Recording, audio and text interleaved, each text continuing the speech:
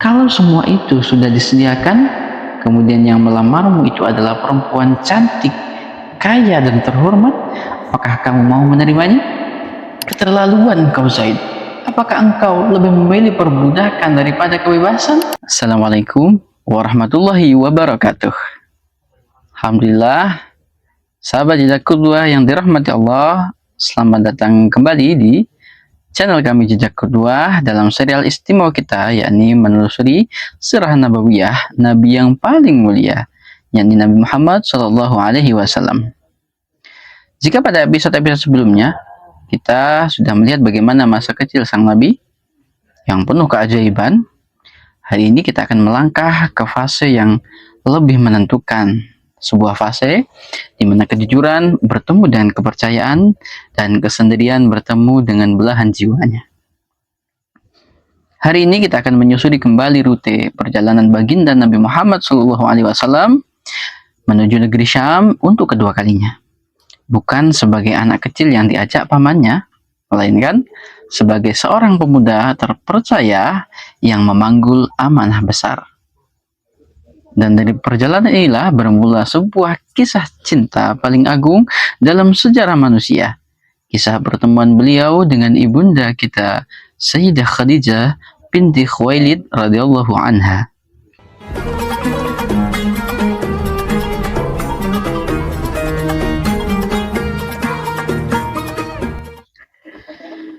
Mari kita putar waktu ke masa lalu.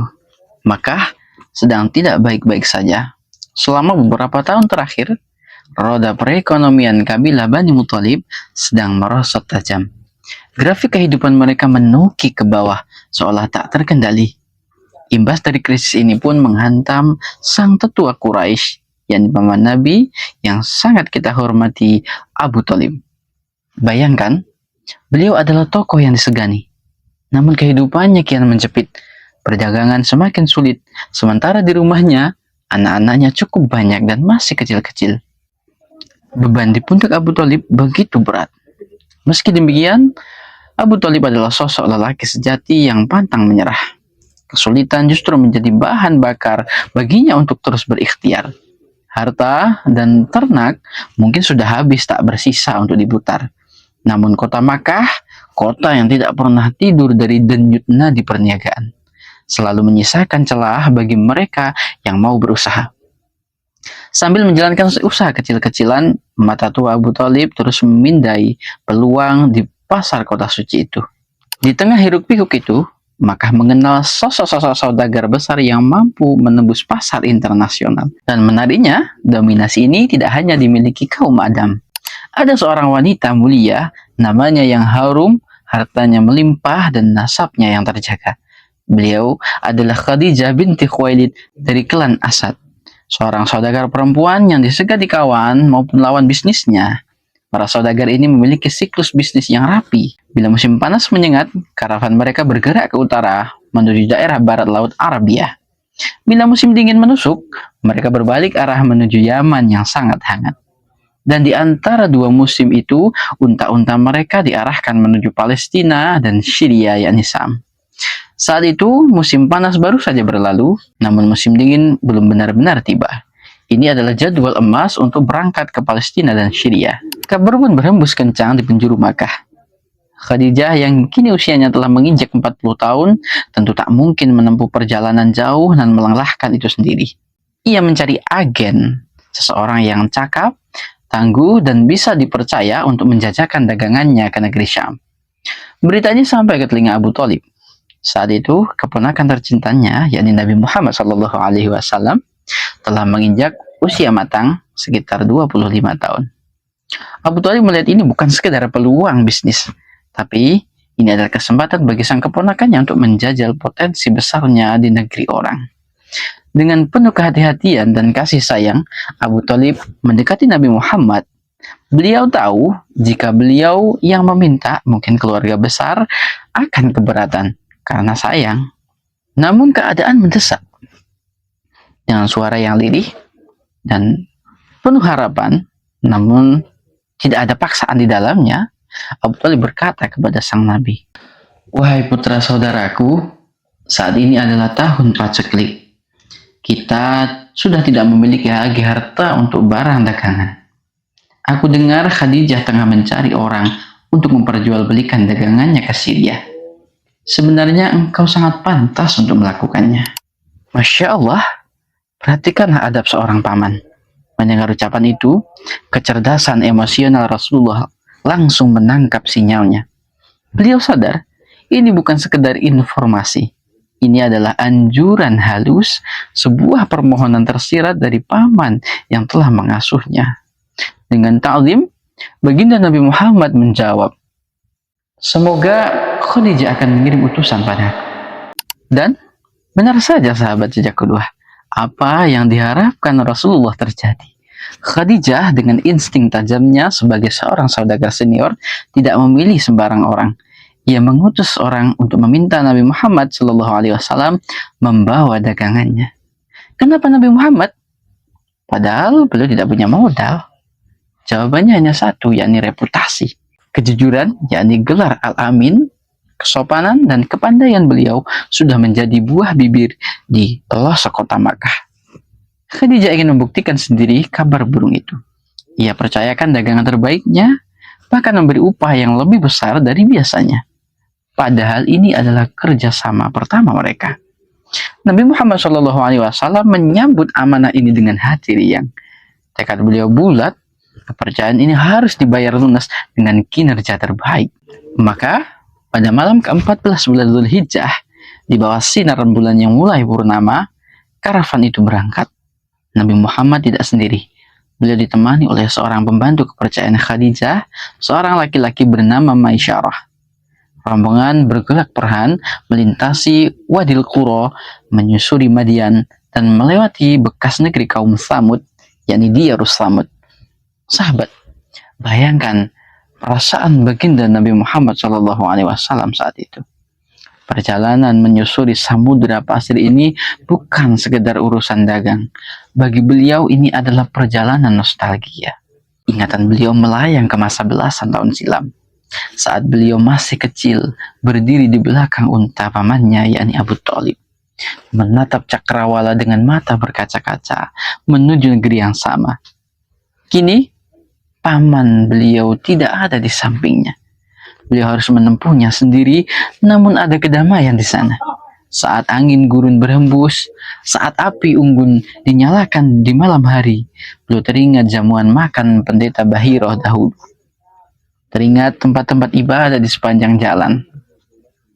Beliau banyak diam, hanyut dalam tafakur, hanyut dalam ketenangan, hingga tanpa terasa, akhirnya karavan dagang Quraisy telah sampai memasuki gerbang selatan Syria, yakni kota Bushra.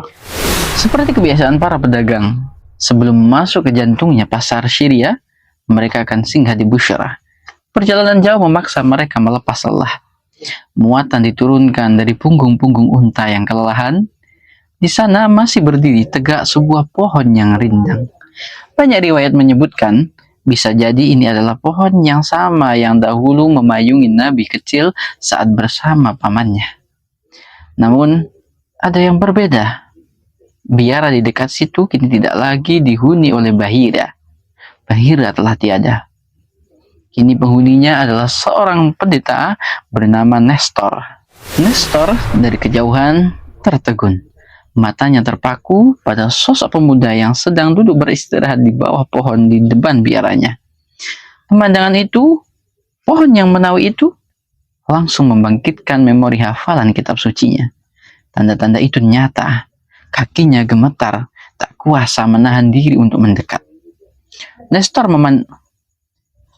mendatangi Nabi Muhammad SAW, lalu ia berdiri di hadapan beliau, menatap lekat-lekat.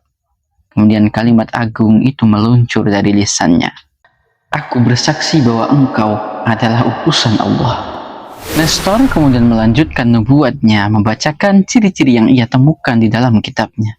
Tidak bisa membaca dan menulis, yang mana Nabi Isa telah memberi berita gembira akan kedatanganmu dengan mengatakan, tidak ada bertuduh di bawah pohon ini setelahku kecuali ia adalah seorang nabi yang ummi dari Bani Hashim, kalangan Arab, dan berasal dari kota Makkah.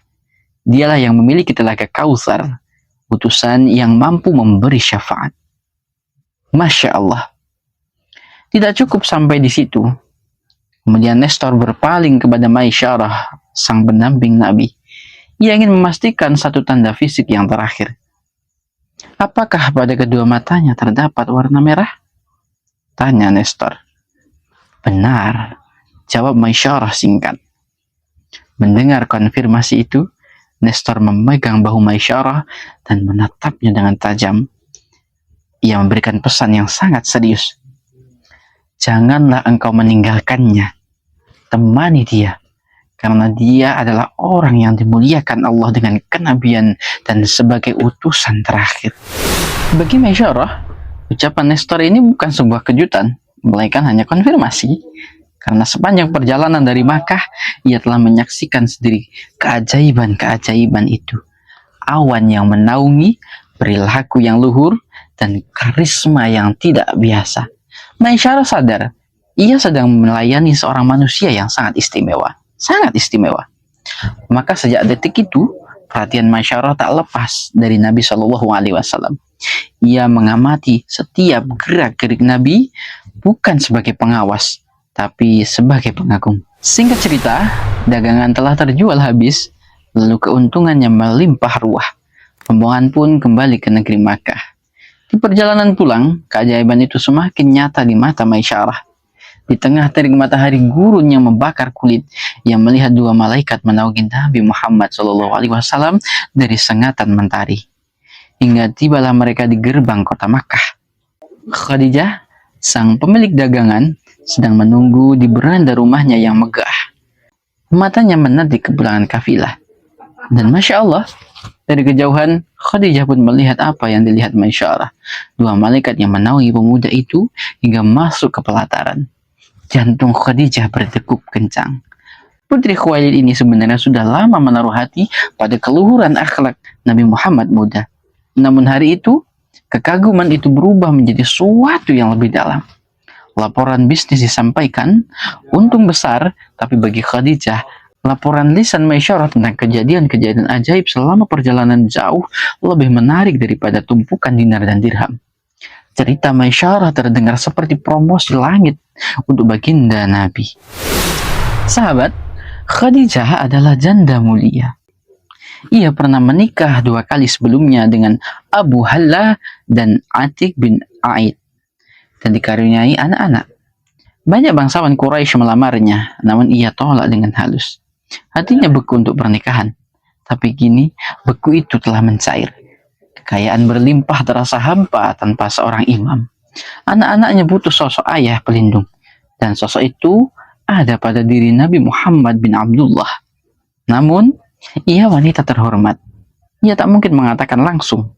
Ia butuh perantaran yang cerdas. Maka ia curahkan isi hatinya kepada sahabat dekatnya, yakni Nufaisah binti Munyah. Nufaisah, wanita yang sigap dan paham situasi. Ia langsung bergerak menemui Nabi Muhammad SAW untuk menjajaki perasaan sang pemuda. Simaklah dialog cerdas Nufaisah ini. Aku belum punya persiapan untuk kepelaminan. Nufaisah langsung masuk ke inti sasaran. Kalau semua itu sudah disediakan, kemudian yang melamarmu itu adalah perempuan cantik, kaya dan terhormat, apakah kamu mau menerimanya? Nabi kemudian balik bertanya, siapa dia? Dia adalah Khadijah, jawab Nufaisah. Mendengar nama itu, Rasulullah tidak serta-merta mengiyakan dengan gegabah. Beliau sadar posisi beliau. Beliau sadar sakralnya pernikahan.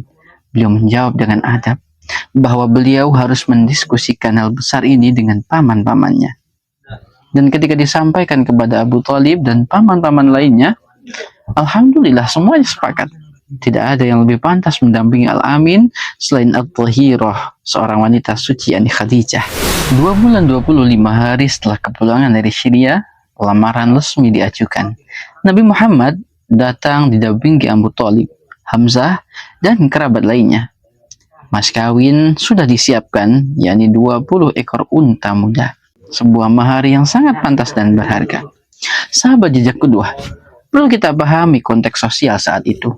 Masyarakat jahiliyah sedang rusak-rusaknya, moralitasnya hancur.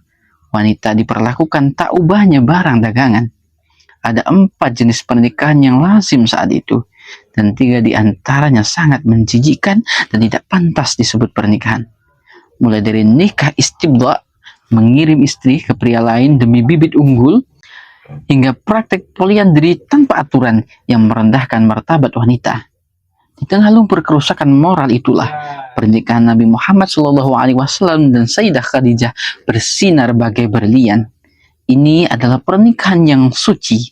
Ada lamaran, ada wali dan mahar, lalu ada saksi. Sebuah standar moral yang dijaga ketat oleh keluarga besar Bani Hashim dan keluarga Khadijah. Di rumah Khadijah, semua berkumpul. Waraqah bin Naufal hadir. Paman Khadijah, Amr bin Asad, bertindak sebagai seorang wali. Lalu Abu Thalib, sang paman yang bangga, berdiri menyampaikan khutbah nikah yang sangat indah. Dengarkan kata-katanya yang penuh kemuliaan ini. Segala puji bagi Allah yang telah menjadikan kita keturunan Nabi Ibrahim alaihissalam, setelah menjadikan kita putra dari Ismail alaihissalam, keturunan Ma'ad dan kerabat Mudar. Allah juga telah menjadikan kita penjaga Baitullah dan mengatur tanah haram, menjadikan bagi kita bait yang dikunjungi jamaah haji, menjadikan tanah haram aman, serta mengangkat kita sebagai pemutus persoalan masyarakat. Beliau melanjutkan dengan memuji keponakannya. Kemudian putra saudaraku yang bernama Muhammad ibnu Abdullah, yang dimana keutamaannya tidak pernah dapat tersaingi oleh siapapun. Hari ini dia datang untuk melamar salah satu putri kalian yang bernama Khadijah. Meskipun harta Muhammad sedikit, semua tidak lain hanya karena kenikmatan harta benda pasti akan lenyap serta membuat kita lalai. Semua itu hanya pinjaman yang harus dikembalikan. Saat ini pula dia menyerahkan mas kawin dengan jumlah sekian. Dengan demikian, bereslah urusan. Akad pun terucap, Waraqah bin Naufal berseru menjadi saksi. Paman Khadijah menegaskan perwaliannya. Sahabat, ini adalah pernikahan agung, bukan pernikahan demi harta, karena Nabi tetap hidup sederhana. Bukan pernikahan demi nafsu, karena Nabi setia pada Khadijah hingga akhir hayatnya sang istri. Meski poligami adalah hal yang lumrah saat itu. Ini adalah pernikahan dua manusia mulia yang dipertemukan Allah untuk menopang beban kenabian di masa depan. Kebahagiaan menyelimuti rumah tangga baru ini. Sebagai tanda cinta dan bakti, di hari-hari awal pernikahan, Khadijah memberikan hadiah istimewa kepada suaminya, seorang budak muda bernama Zaid bin Harithah. Siapa Zaid ini? Ia bukan budak sembarangan. Ia adalah putra bangsawan dari suku Kalb, anak kesayangan orang tuanya yang diculik perampok dan dijual di pasar Ukas. Takdir membawanya dibeli oleh keponakan Khadijah, lalu kini menjadi pelayan Nabi. Nabi Muhammad memperlakukan Zaid bukan sebagai seorang hamba sahaya, tapi sebagai anak sendiri. Kasih sayang itu begitu tulus sehingga Zaid lupa akan derita perbudakannya. Namun di tempat lain, ayah Zaid, yakni Harithah, menangis darah. Ia berkelana mencari putranya hingga suatu hari orang sekampung Zaid melihatnya di Makkah dan mengabarkan keberadaannya kepada sang ayah. Zaid yang rindu kampung halaman sempat menitipkan syair pilu lewat para musafir. Dengarkan jeritan hati anak yang merindukan ini. Sampaikan syair ini kepada keluargaku. Aku tahu mereka telah merindukanku. Meski aku jauh, tapi sampaikan kata-kataku kepada kaumku. Pada rumah suci aku menetap, di tempat di mana Tuhan disucikan.